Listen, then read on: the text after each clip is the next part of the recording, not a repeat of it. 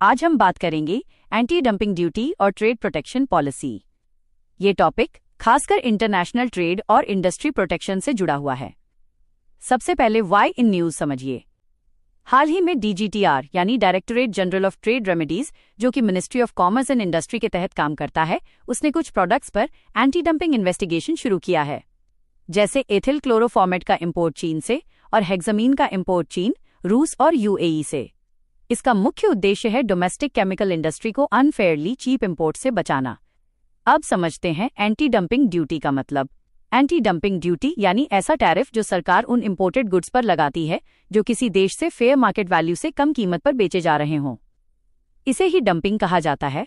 इसका उद्देश्य है प्रेडेटरी प्राइसिंग को रोकना, डोमेस्टिक कंपनियों के लिए लेवल प्लेइंग फील्ड बनाना और अनफेयर कंपटीशन से इंडियन मैन्युफैक्चरिंग को प्रोटेक्ट करना। अब भारत में इसका इंस्टीट्यूशनल फ्रेमवर्क देखिए। डीजीटीआर इन्वेस्टिगेशन करता है, ये चेक करता है कि डंपिंग हो रही है या नहीं और क्या उससे इंडियन इंडस्ट्री को इंजरी हो रही है।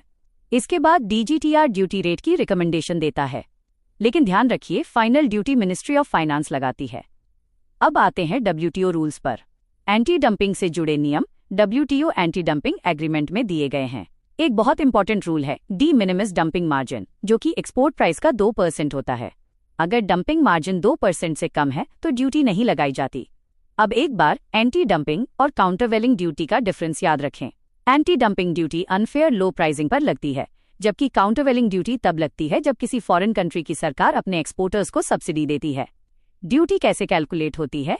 Dumping margin equals normal value minus export price और ड्यूटी इसी मार्जिन से ज्यादा नहीं हो सकती। अब प्रोडक्ट्स की बात करें।